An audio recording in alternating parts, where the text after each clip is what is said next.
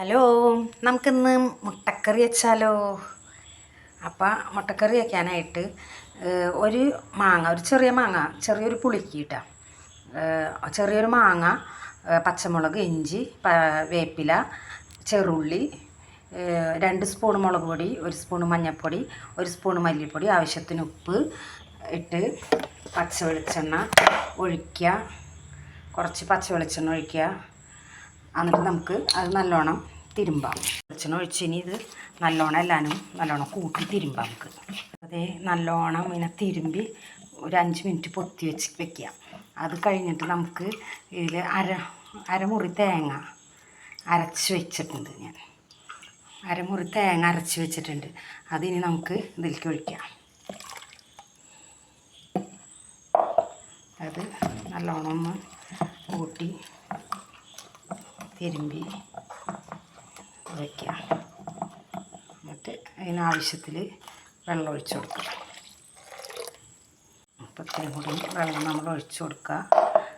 നമുക്ക് ഇതിൽ വെള്ളം പാകത്തിന് ഒഴിച്ചിട്ടുണ്ട് നമ്മൾ. ഇനി ഇതിന് നമുക്ക് നടുപ്പത്ത് വെച്ച് തിളച്ച് റെഡിയാക്കാം. അതേ ഇതിന് വെള്ളം ഇത്ര ഒഴിച്ചിട്ടുണ്ട്. ഇനി ഇത് ഇത്തിരി വെള്ളത്തിൽ ഇതിങ്ങനെ വറ്റണം. അടുപ്പത്തേക്ക് വെച്ചിട്ടുണ്ട്. നമ്മൾ എപ്പോഴും കറി വയ്ക്കുമ്പോൾ കുറച്ചധികം വെള്ളം ഒഴിച്ചിട്ട് നമ്മൾ അരപ്പ് തിളപ്പിച്ച് വറ്റിക്കണം.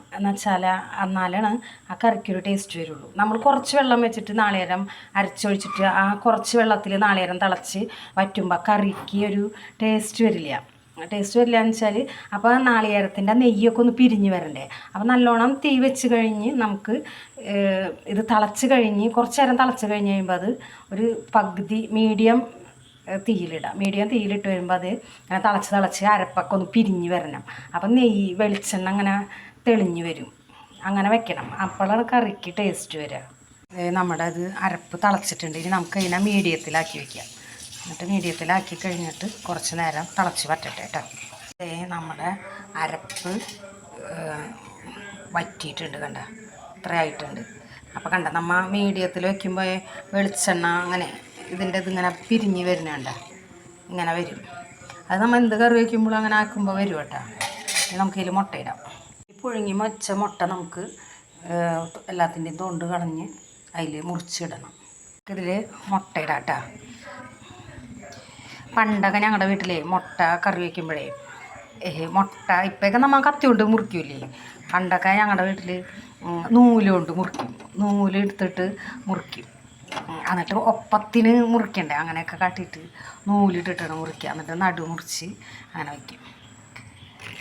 ചിലപ്പോൾ ചെറിയ കഷ്ണങ്ങളൊക്കെ ആക്കൂട്ടോ. ഞങ്ങളുടെ വീട്ടിലൊക്കെ കുറേ ആൾക്കാരുണ്ടായി.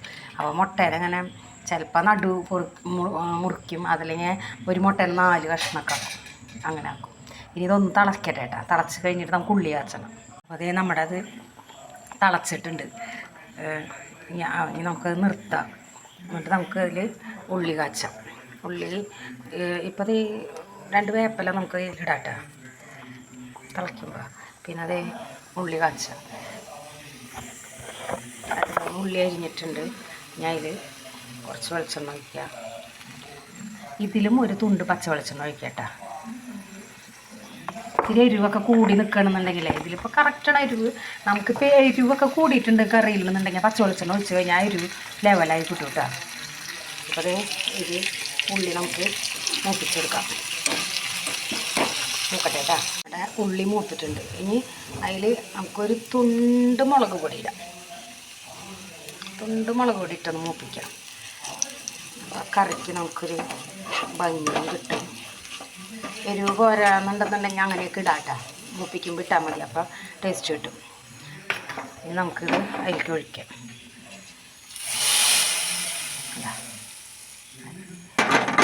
കഴിഞ്ഞിട്ട് നമുക്ക് ഇതിൽ നിന്ന് കുറച്ചെടുത്ത്